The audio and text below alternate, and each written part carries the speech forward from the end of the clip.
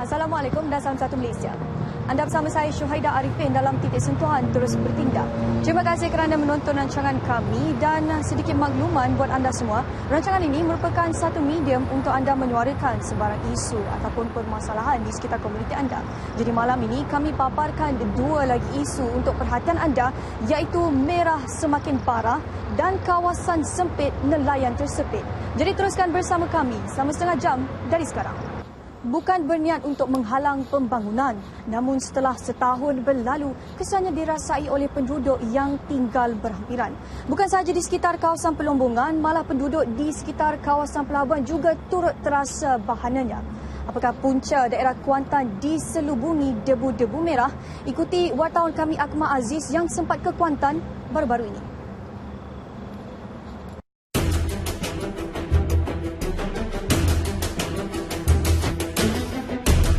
Sepinggang air laut Merah ni banyak bawa penyakit kulit, gatal-gatal badang. Ni saya mandi laut ni. Kerana kesang mandi laut jadi gini tangan saya. Ekonomi tu ekonomi juga. Kita tak petikai ekonomi ni kan. Tapi jagalah kita rakyat orang kampung macam mana. Tengoklah pantai dulu tempat anak-anak kita berkelah apa semua. Sekarang dah tak boleh turun ke air. Kalau batuk bola-bola nak boleh baik. Batuk. Saya sendiri pun sakit batuk. Jadi kalau boleh bagi pihak atasan tu buat satu buat penyelesaian lah. Bukan tak nampak benda ni nampak terang-terang. Masing-masing pengusaha lori masing-masing nak mencari keuntungan pendapatan yang lebih. Yang mana bos saya ni setakat ni sentiasa ada.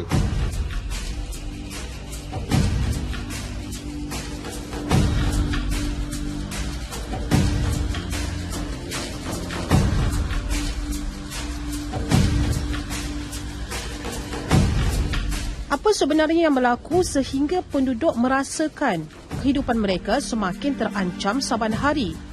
Mungkinkah isu sebegini terlepas pandang oleh mereka yang berkenaan serta agensi berkaitan? Episod kali ini, kru Titik Sentuhan Terus Bertindak turun ke Kuantan bagi mengupas isu pelombongan boksit yang semakin rancak di daerah ini yang didakwa memberi impak negatif kepada penduduk setempat. Dahulunya daerah ini sering dikaitkan dengan hasil sisa amang atau biji besi yang memeritkan kehidupan penduduk setempat.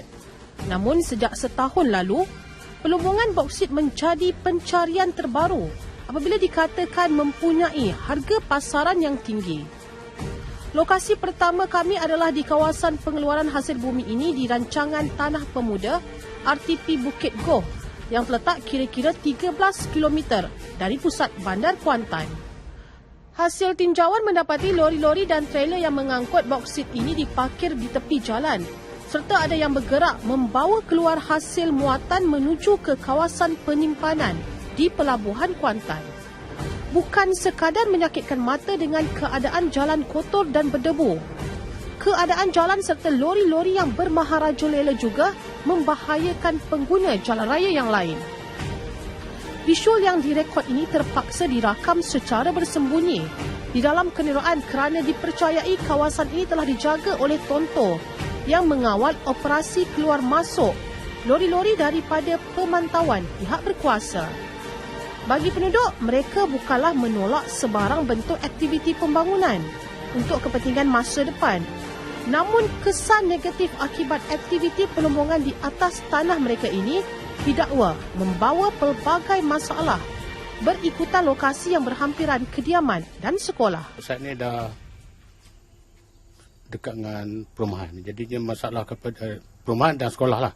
Mana sekarang ni masalahnya sekarang ni habuk dan debu tanpa dikawal oleh pelombong-pelombong lah. Dan saya mengharapkan kepada pelombong-pelombong supaya dapat mengatasi habuk debu bagi mengelakkan daripada kotor jalan raya, penuntuk-penuntuk sekolah, penduduk kampung yang mana bermasalah dengan habuk ni. Jadi saya berharap sangatlah kerajaan negeri ataupun siapa-siapa yang berkenaan dengan kelulusan boksit ni supaya ambil tindakan yang seelok-eloknya lah. Lebih teruk apabila kawasan sekitar bertukar seakan-akan diselubungi warna merah akibat debu berterbangan sehingga menyukarkan had pandangan pengguna jalan raya, terutamanya bagi penunggang basikal dan motosikal. Ini sudah pasti menyukarkan penduduk untuk melakukan urusan seharian.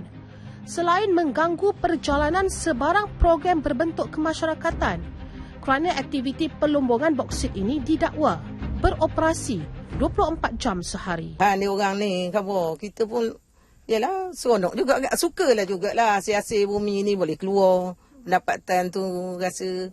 Tapi orang kata kena cari jalan lah. Kalau musim panas ni dengan abuknya, kalau musim hujannya orang takut nak masuk sekarang. Orang akan bertanya, kalau makcik komandor ke orang tanya. Kalau hujan tu jadi masalah, kalau abuk debu tu orang kata, yelah kalau musim panas ni abuk ni sekali lalu gitu je. Kalau musim hujan ni kereta sampai ke atas lah jawabnya. Kami turun meninjau di sekitar perkarangan dan bangunan sekolah kebangsaan RTP Bukit Goh yang menempatkan pelajar prasekolah sehingga darjah 6. Dengan jarak kurang dari 50 meter dari lokasi pelombongan boksit, bangunan ini terdedah dengan habuk dan debu yang sudah pasti mengganggu pembelajaran anak-anak kecil ini. Belum lagi diganggu dengan bunyi bising yang dihasilkan, sudah pasti memberi kesan kepada pelajar untuk menuntut ilmu dalam suasana yang kondusif. Dengar lagi bunyi horn, lalu apa tu, habuk masuk ke kelas? ada dekat tingkap, dekat meja. Kalau pagi pergi sekolah tu macam mana? Habis meja debu. Kalau hari-hari kena bersihkan. Pergi baju putih, balik baju warna oranye. Penduduk mereka sukar untuk beristirahat pada malam hari bersama keluarga kerana operasi pelombongan boksit ini diteruskan tanpa mengira waktu. Mereka berharap agar ada pihak-pihak berkaitan mengambil tindakan yang drastik kerana sudah acap kali aduan dipancangkan, namun masih belum menampakkan hasil yang nyata. Semua agensi kerajaan patut mengambil peranan seperti jabatan itu alam sekitar, jabatan pengangkutan jalan, jabatan tanah, pejabat tanah, PTG. Saya rasa benda ni tak, yang penting saya rasa tak perlu adakan itu secara berkelompok, buat secara sport ataupun mengejut kan. Saya rasa lebih efisien sikitlah. Bagi Muhammad bin Muda dan keluarga yang tinggal berhampiran dengan lokasi pelombongan boksit ini, mereka merayu agar pihak pengusaha lombong menitik beratkan keselamatan penduduk selain beroperasi mengikut prosedur operasi standard SOP yang telah ditetapkan. Tapi apabila terlalu banyak syarikat yang masuk untuk cari gali ni dan mengeluarkan tanpa memikirkan dari segi alam sekitar dan sebagainya, keselamatan semua, yang tu yang menyebabkan jalan tu jadi kotor. Setelah selesai tinjauan di RTP Bukit Goh, kami cuba menjejaki lori atau trailer yang membawa muatan boksit menggunakan laluan LPT melalui susur keluar Kuantan. Ternyata telahan kami tepat. Difahamkan para perombong perlu mengeluarkan boksit mengikut jalan pintasan Kuala Terengganu Kuantan atau lebih dikenali sebagai bypass. Tetapi kami telah mendapati beberapa buah lori telah menggunakan lebuh raya Pantai Timur, susur keluar ke Jabut ni sebagai jalan yang lebih dekat jaraknya untuk ke Pelabuhan Kuantan.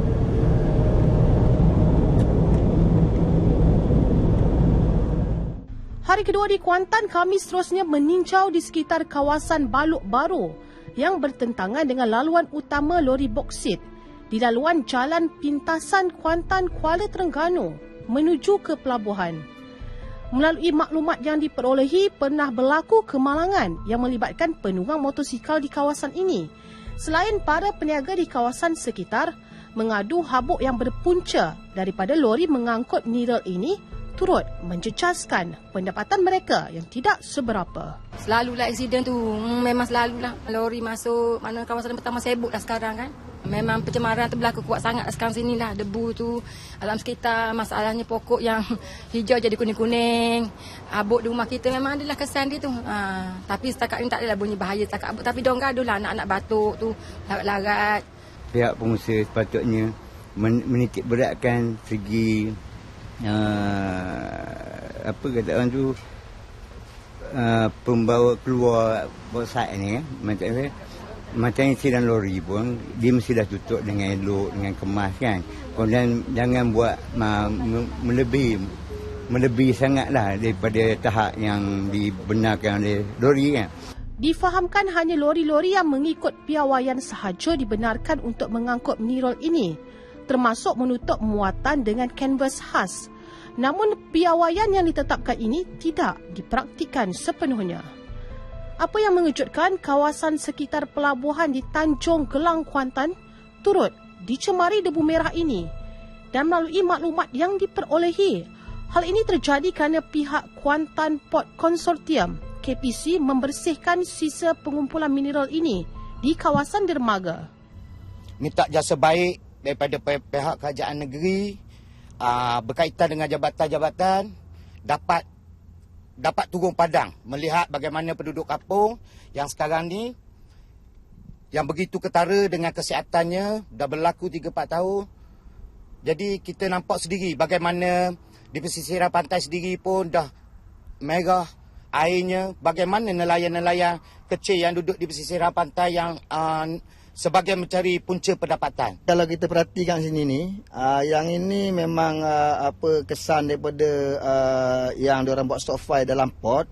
Jadi KPC pun setakat ni memang tak ada nampak dia nak ambil tindakan apa semua. Jadi kita minta tolong dengan pihak KPC supaya dia ambil tindakan sama ada nak mengalihkan bauxite yang disimpan yang buat stock fire dalam port tu alih ke tempat yang mana kerajaan dah tetapkan, ataupun benda ni dia kena ambil tindakan lah. Dahulunya dikenali dengan jolokan Bandar Palma ataupun Gerbang Pantai Timur. Namun kini Bandar Kuantan telah semakin berubah wajah. Semuanya kerana hasil mineral bumi yang bernilai tinggi dalam pasaran, iaitu bauxite. Lihat sajalah, di kawasan saya berdiri ini, air sungai yang bersempadanan dengan laut ini telah bertukar menjadi warna merah. Penduduk di sekitar kawasan pengeluaran bauxite dan juga sekitar pelabuhan ini mengeluh kerana mereka menghadapi pelbagai kesan negatif disebabkan aspek pencemaran dan juga kesihatan. Mereka mengharapkan agar ada pihak yang akan tampil membantu serta agensi berkaitan ataupun stakeholder menyelesaikan permasalahan mereka ini. Laporan segmen Derita Debu Merah oleh saya Akmal Aziz dari Kuantan, Pahang untuk Titik Sentuhan terus bertindak. Diharapkan agar agensi yang terlibat serta kerajaan negeri membantu menyelesaikan masalah ini yang berpunca daripada pelumbungan boksit agar kehidupan dan keselamatan penduduk yang terlibat lebih terjamin. Sudah bertahun lama mereka menghadapi masalah ini, memperjudikan keselamatan nyawa demi periuk nasi keluarga mereka. Benarkah suara mereka tidak didengari? Nelayan Tanjung Keling merintih dek kerana kapal-kapal pengangkut pasir yang bermaharajalela di zon tangkapan mereka. Apakah benar tiada jalan penyelesaian terbaik buat kelompok besar nelayan ini? Wartawan kami Faiz Syauki Mat Roziki ada butirannya dalam kawasan sempit nelayan tersepit di Tanjung Keling, Melaka. Saksikan.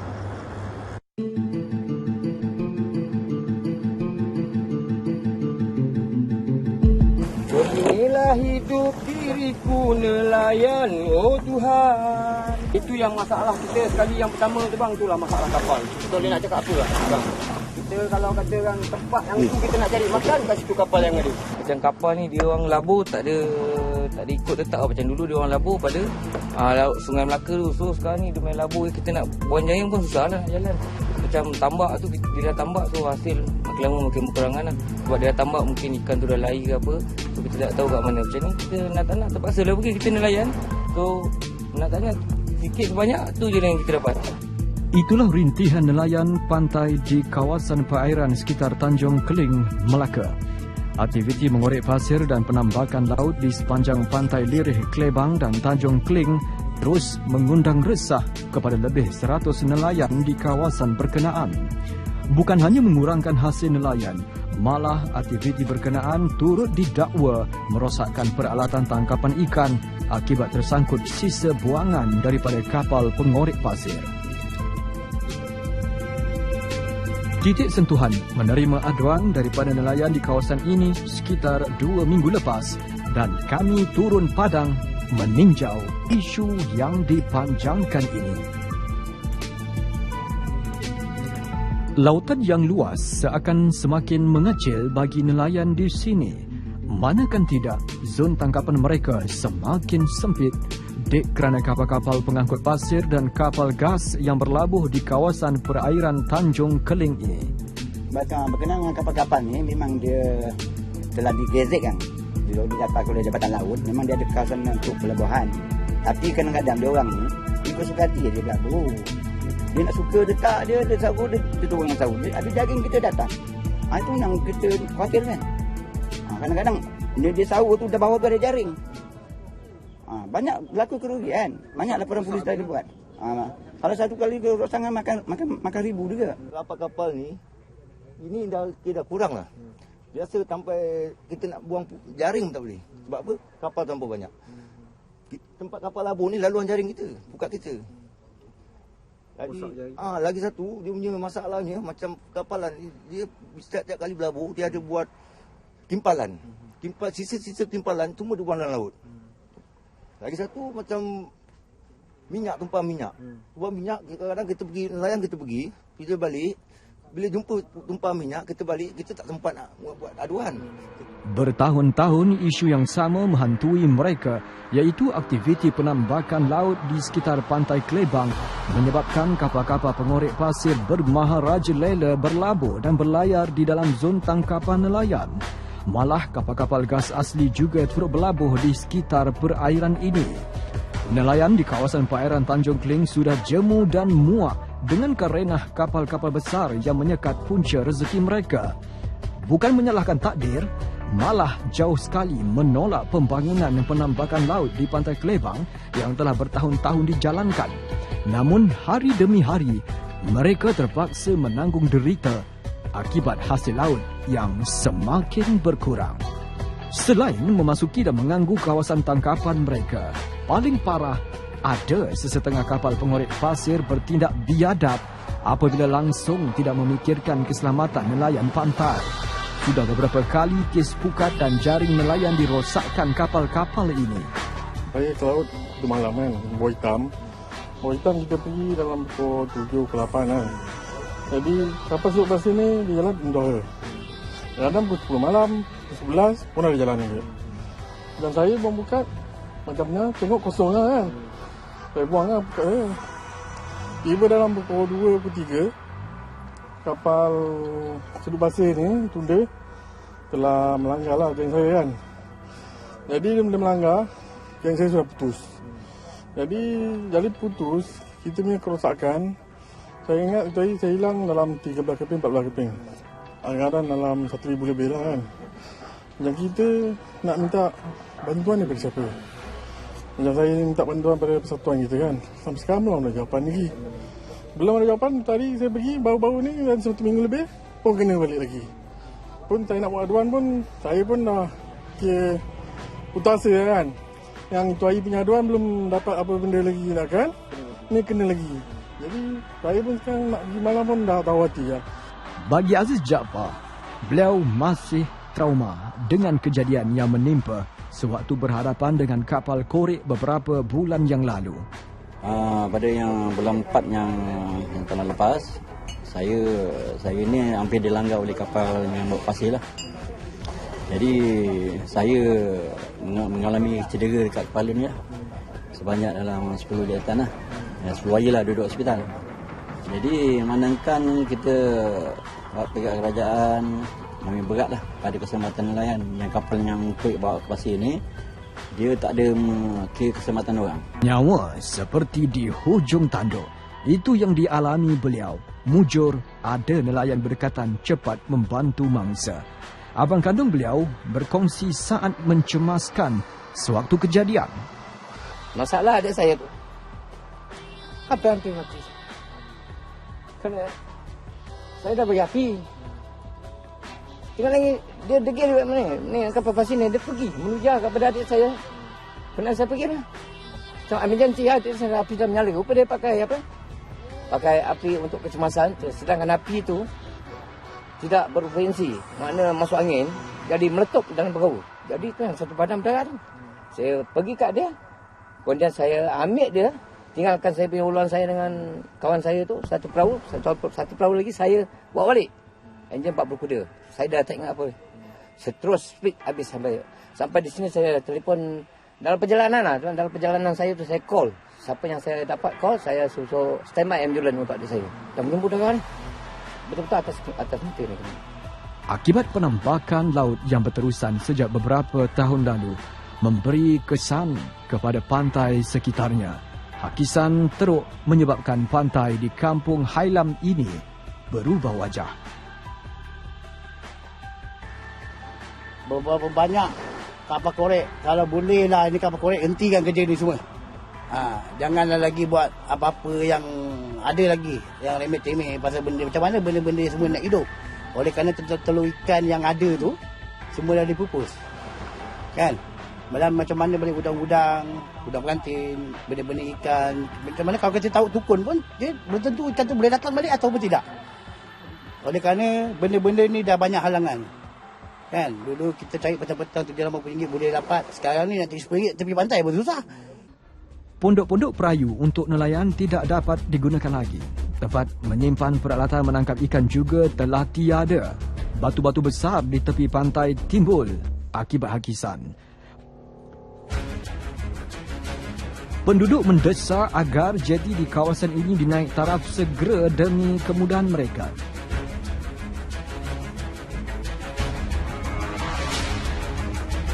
Sebab apa, masalahnya bila ombak besar, nelayan nak keluar masuk memang susah lah. Kan, ombak keadaan ombak sekarang. Memandangkan dengan hasil kisan, perahu masuk dengan ada batu-batu bawahnya. Kalau dia ada, tetap ada pihak kuasa buat mantauan ataupun mana tindakan dia, ataupun kalau boleh korek sikit. Korek, buat nambakan pasir, adang ombak, insyaAllah hakisan tak akan berlaku lagi. Sebabkan hakisan bermakna pondok-pondok tu dah banyak musnah lah. Jadi rasa-rasa dah 5 tahun lah benda pondok tak digunakan. Cuma jaring-jaring yang lain semua dah tak luar lah. Jadi yang dulu pasir ni dulu dia memang tinggi daripada batu tu memang tutup. Jadi jadi kita nak buat apa-apa aktiviti memang susah lah. Sebab benda dia dah hakisan. Pengerusi Jawatankuasa Kemajuan dan Keselamatan Kampung JKKK Tanjung Kling, Khairul Lazni Baharudin yang turut-turun padang meninjau isu nelayan ini mengakui pimpinan kerajaan negeri dan pihak yang bertanggungjawab sudah maklum berkenaan masalah yang dihadapi. Kita sebenarnya pihak kerajaan negeri Melaka di bawah Esko Pertanian dan Pembangunan Usaha Negeri telah pun mengadakan satu perjumpaan dialog bersama nelayan pada 17 Mac 2015 yang lepas, di mana beberapa perkara atau bangkitan yang dibangkitkan oleh nelayan telah dijawab secara spontan, secara lisan oleh Esko yang bertanggungjawab, iaitu Yang Berhormat Datuk Hassan bin Abdul Rahman. Yang Berhormat Datuk Esko telah bersetuju secara lisan untuk pertama untuk memastikan kegiatan-kegiatan atau aktiviti penambakan laut mengikut prosedur yang telah ditetapkan oleh pihak kerajaan negeri. Bahkan penguatkuasa diminta supaya memberi kerjasama yang baik khususnya kepada nelayan bagi memastikan masalah-masalah yang sering mereka rungut ni dapat diatasi dengan kadar yang segera. Di samping tu, untuk sama-sama membantu nelayan, pihak kerajaan atau Yang Berhormat Datuk Hassan telah berjanji untuk menggunakan peruntukan di bawah tabung ekonomi Negeri Melaka untuk membina atau mewujudkan sebuah pengkalan nelayan yang standard seperti di Pantai Sering, Kampung Pulai Melaka. Jadi inilah yang kita harapkan, pihak JKK harapkan, dan gembiranya para nelayan apabila mendengar janji-janji yang telah dibuat oleh pihak Yang Berhormat Datuk Hassan Rahman untuk membina sebuah pengkalan yang dapat menampung nelayan-nelayan dari kawasan Balik Bukit dan juga Kampung Hailam itu sendiri. Keesokan pagi, titik sentuhan turun meninjau sekitar zon tangkapan nelayan pantai ini bagi melihat dengan lebih dekat permasalahan yang dibangkitkan. Benar, kawasan tangkapan seakan mengecil. Kapal-kapal korek dan pengangkut pasir serta kapal-kapal gas yang banyak berlabuh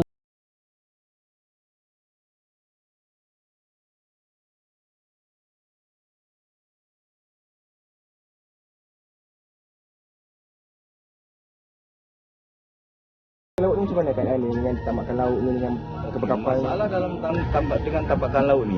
Aplikasi dia kalau kita tengok kan kawasan tangkapan makin lama makin kecil. Makin kecil.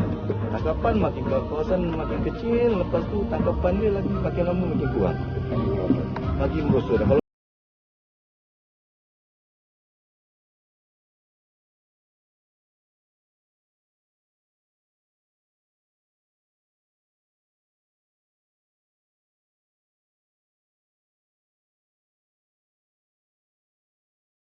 Karang-karang ni dah habis ni. Kawasan habis kan? Kawasan pembiakan ikan tu memang dah habis. Memang jawapannya memang kita tahu lah. Kawasan pembiakan ikan, lepas tu kalau kawasan kita dah kecil sangat, macam ni ramai nelayan ramai. Jadi masalah ni dapatan tetap kuat. Betul. Hakikatnya, memang benar hasil pendapatan mereka semakin merudum. Inilah yang membuatkan nelayan cukup kesal dengan isu yang telah lama berlarutan. Susah. Boleh tambak lagi susah, dulu tak tambak senang. Ini boleh jalan sampai pulau. Sekarang 10 buah. Macam mana nak buat? Tadi aja kau 6,5 kan. Dah 7 buah. Kita dah jalan nombor 7. Kapal yang baru ni. Kapal baru ni. Beza lah dulu kan? Jauh. Apa tak beza? Berapa jauh tu? Nanti dulu buang pagi aja nak cari lauk apa ke semua ada. Ini berapa jam tadi turun dari pukul 6.30? 7 jam lah. Ali Osam cakap apa, orang kelawar senang. 1 bulan dapat 4,000 Ali Osam, tu? Kau tanya dekat ni, Ralimok. Apapun perancangan kepada penyelesaian isu ini telah pun dirangka dan titik sentuhan mengharapkan segala yang dirancang dipercepatkan pelaksanaannya demi kebaikan nelayan perairan Tanjung Keling ini. Faiz Syauqi Mat Roziki, titik sentuhan, terus bertindak. Isu yang dipaparkan sebentar tadi diharap pihak kerajaan negeri dapat mempercepatkan sebarang bentuk bantuan yang diperlukan oleh nelayan ini. Mereka merupakan penyumbang utama dalam pembangunan masyarakat setempat, jadi apa jua yang mereka bangkitkan harus ditangani sebaik mungkin. Sekian dahulu paparan kami untuk malam ini dan kepada anda yang ingin menonton kembali rancangan kami, sila ke myclick.rtm.gov.my ataupun muat turun aplikasi RTM Mobile di telefon pintar anda. Teruskan menghubungi kami untuk sebarang permasalahan di sekitar komuniti anda dan jangan lupa untuk menonton Nasional 8 selepas ini. Kami dengar, kami kupas dan kami paparkan terus kepada anda. Dengan itu salam hormat daripada saya, Syuhaida Arifin. Assalamualaikum dan jumpa lagi.